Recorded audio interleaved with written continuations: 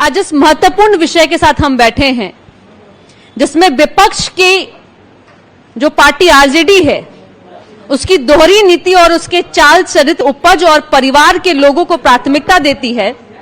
ये बातें यह कल ही देखने को मिला जब आदरणीय लालू प्रसाद यादव जी आरजेडी के राष्ट्रीय अध्यक्ष के लिए नामांकन करते हैं।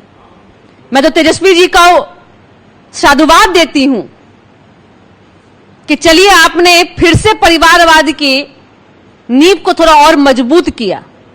अपने बीमार पिता,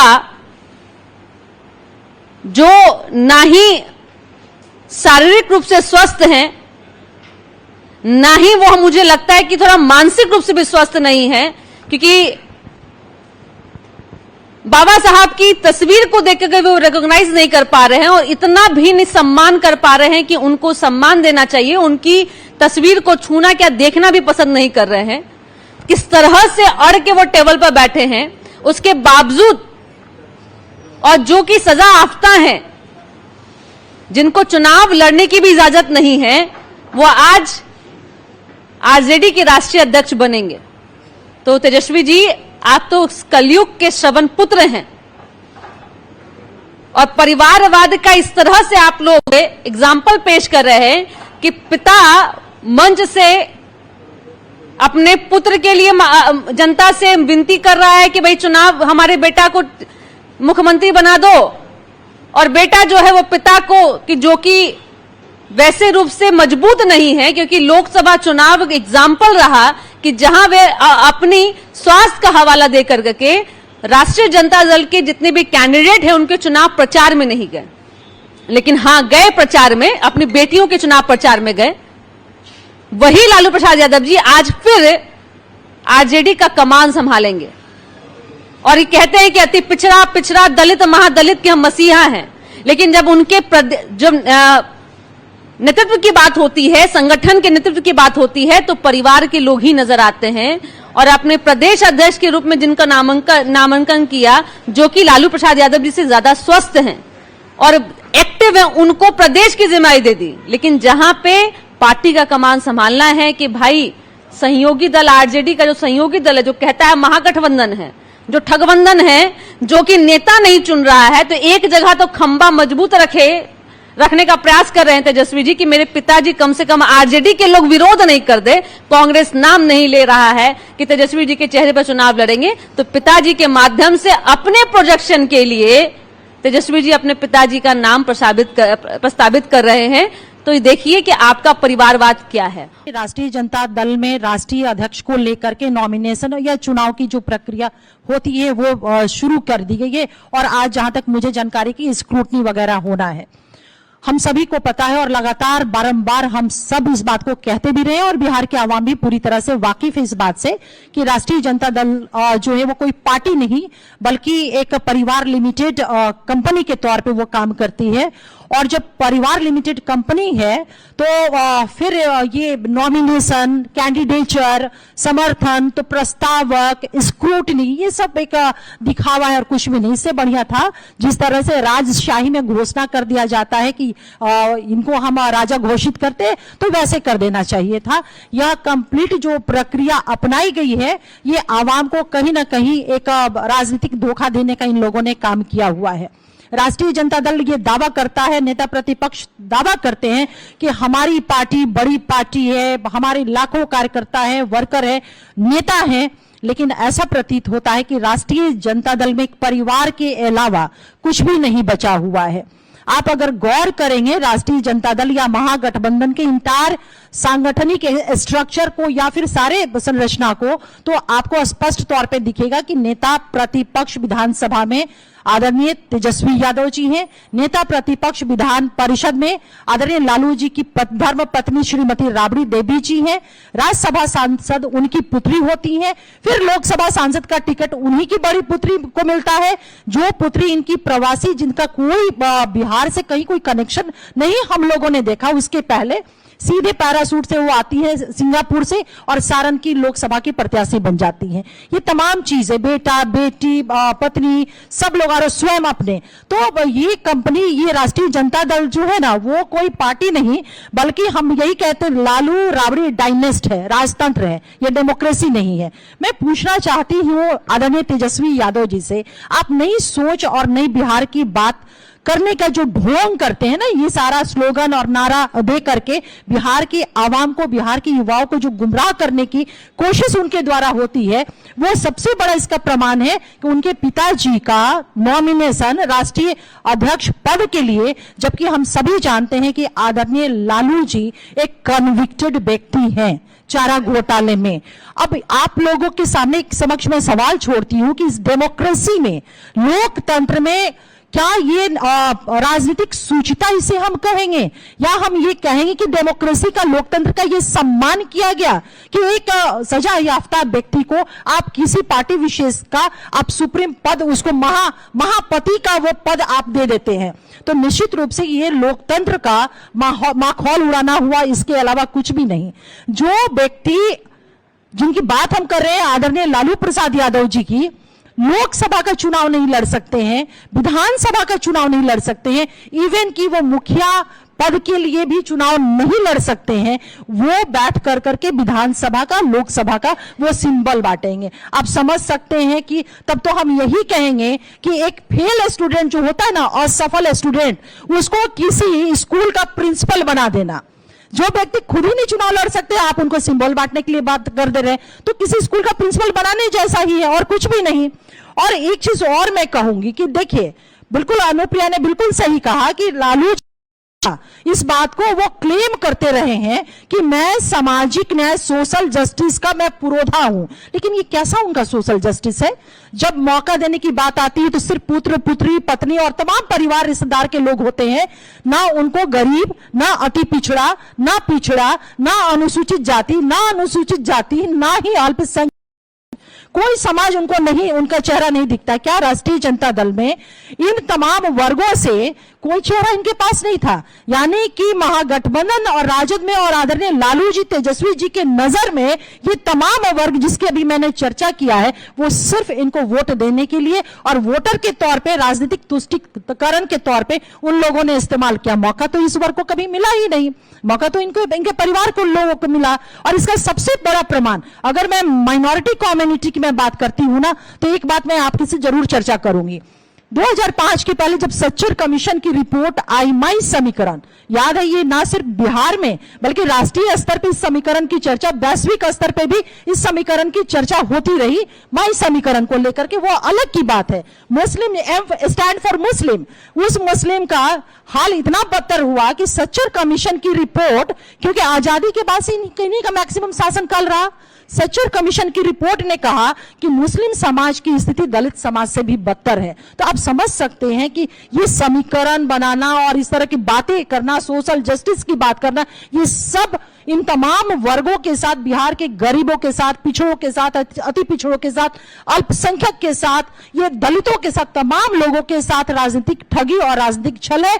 हकीकत ये है कि राष्ट्रीय जनता दल और लालू राबड़ी जी का जो परिवार है, सिर्फ और सिर्फ अपने परिवार से बाहर वो कभी नहीं निकल पाया है। और तब मैं ये बात अगर कहती हूं तो ये कहीं कोई गलत नहीं है कि आरजेडी का मतलब लालू राबड़ी डायनेस्ट है। मुबारक हो उनको, मुबारक हो ये इस राजशाही का जो एक हो रहा है 2-3 दिन से, नॉमिनेशन, स्क्रूटनी और ये प्रस्तावक और समर्थक राष्ट्रीय जनता दल को, लालू राबड़ी जी को, ये राजशाही और राजशाही का जो उनका एक सोच है, तरीका है, ये उनको मुबारक हो। कल लालू यादव जी का नामांकन, एकमात्र नामांकन राष्ट्रीय जनता दल के अध्यक्ष के लिए हुआ। एकमात्र नामांकन का मतलब है निर्विरोध चुना जाना। तो मानकर चलिए कि लालू यादव जी राष्ट्रीय जनता दल के राष्ट्रीय अध्यक्ष हो गए। यह स्पष्ट हो गया है कि आरजेडी लालू यादव के काल के अनुसार चलेगा। जिस प्रकार 15 से 90 से 2005 तक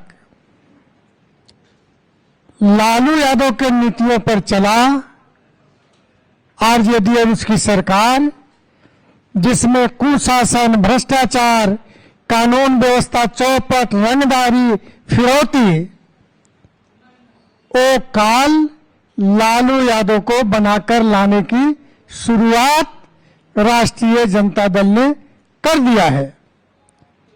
लालू यादव के मामले में न्यायपालिका ने जो सुनाया है सजा, लेकिन उनके नेतृत्व पार्टी को देना कहीं न कहीं नैतिकता और लोकतंत्र के खिलाफ है। आप नैतिकता की पाठ पढ़ाते हैं, नेता प्रतिपक्ष कहा करते नैतिकता की पाठ पढ़ाते हैं, लेकिन आपकी नैतिकता कहां गई? न्यायालय ने जिस व्यक्ति को सजा सुनाया उसको आपने राष्ट्रीय अध्यक्ष बना दिया। अब प्रस्तावक कौन थे? राबड़ी देवी जी और तेज प्रताप, अन्य के अलावे। इससे क्या स्पष्ट होता है कि जो सजा प्राप्त व्यक्ति है उस व्यक्ति को राष्ट्रीय अध्यक्ष बनाकर लंबी लंबी बिहार में विकास और सुधार की बात करते रहते हैं। यह कितना जायज है? आप कहते हैं युवा की राजनीति चलेगी, कभी कभी तेजस्वी यादव कहते हैं कि युवा राज्य है। भाई युवा राज्य है तो आप ऐसे व्यक्ति को राष्ट्रीय अध्यक्ष बनाया जो शरीर से लाचार है, स्वस्थ नहीं है। पूरा देश जानता है कि लालू यादव जी स्वस्थ नहीं है, शरीर से लाचार हैं, कई तरह की बीमारियां हैं और कई तरह के झंझावात भी है। तो जानबूझकर वैसे व्यक्ति को आपने बनाया जो न बिहार के बारे में सोच सकता है और न देश के बारे में सोच सकता है। इससे स्पष्ट कोई नैतिक नाम की चीज नहीं है। हम ये कहना चाहते हैं कि राजद का असली चेहरा जनता के सामने आया है। जो नीति सिद्धांत की बात करने वाले, जो अपने आप को भ्रष्टाचार की बात कहने वाले और एक भ्रष्ट व्यक्ति को अध्यक्ष बनाया, और ये समझिए कि अध्यक्ष जो बनाया जिस व्यक्ति को, उसके हस्ताक्षर से विधानसभा के चुनाव में प्रत्याशियों को सिंबल दिया जाएगा। विचित्र हालत है कि इस प्रकार कानून की धज्जियां बिहार में उड़ाई जाएगी विधानसभा चुनाव में। इसका जवाब तो तेजस्वी यादव को देना होगा और जनता इस बात को समझ रही है। तो इस प्रकार जो इनकी खोखला नेतृत्व है, खोखला भाषण है और खोखला जो सपना इनका है, वो सपना परिवार के लिए है, राज्य के लिए नहीं है। अगर राज्य के लिए हुआ होता तो शायद लालू यादव जी के स्थान पर किसी दूसरे व्यक्ति को, युवा वर्ग को, जिसकी बात वो करते हैं कि हम युवा राजनीति करना चाहते हैं, युवा बिहार है, वैसे जगह पर वैसे व्यक्ति को, युवा को जगह देते तो लगता कि वाकई में युवाओं के लिए पॉजिटिव है, सकारात्मक है, तेजस्वी यादव। तो ये बात। दूसरी बात, आपने अखबारों में देखा होगा कितनी बेचैनी थी नॉमिनेशन करने का लालू यादव जी के मन में। जब वो कार्यालय गए, थोड़ी देर हुई तो कहा कब नॉमिनेशन होगा। आखिर बेचैनी क्यों? जब एकमात्र आप ही को नामांकन करना है तो इतने बेचैनी का कारण क्या हो सकता है? मुझको तो लगता है कि बड़ा पुत्र का भी भय इनके मन में है। तेज प्रताप यादव का भी भय इनके मन में है, और यही कारण है कि तेज प्रताप यादव को पार्टी से निष्कासित किया गया। लग रहा था तेजस्वी और लालू यादव जी को कि अगर तेज प्रताप रहेगा तो हमको अध्यक्ष बनने में भी असुविधा होगी, और तेजस्वी यादव को जो सीएम का दावा है इसमें भी असुविधा होगी। अब बताइए, आप सारे लोग जानते हैं अगर किसी व्यक्ति का 2 बेटा हो तो दायित्व तो दोनों को मिलना चाहिए। एक को आपने सीएम प्रत्याशी घोषित किया तो एक को आप राष्ट्रीय अध्यक्ष क्यों नहीं घोषित किया? यह पक्षपातपूर्ण रवैया जिसका परिवार में ही है, वो किस प्रकार राज्य में पक्षपातपूर्ण रवैया रहेगा, यह सर्वविदित है। लोग इस बात को समझते हैं। सत्ता मिलता है तो भ्रष्टाचार करते हैं, सत्ता मिलता है तो अपहरण करते हैं, सत्ता मिलता है तो लूट खसोट करते हैं।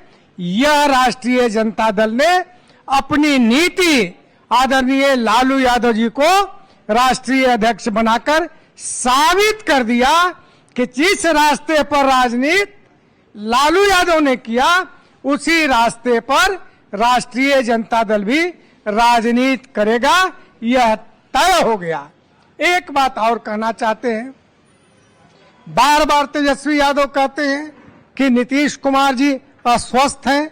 मुझको समझ में बात नहीं आती है कि जो व्यक्ति लगातार बिहार के विकास में लगा है, लगातार योजनाओं का निरीक्षण कर रहा है, लगातार योजनाएं पूरी हो इसकी कोशिश कर रहा है, तो जरा तेजस्वी यादव से पूछना चाहते हैं, आपके पिताजी तो अस्वस्थ हैं, आपने नामांकन करा दिया, जरा मेडिकल बुलेटिन तो जारी कर दीजिए कि क्या स्थिति है लालू यादव जी का।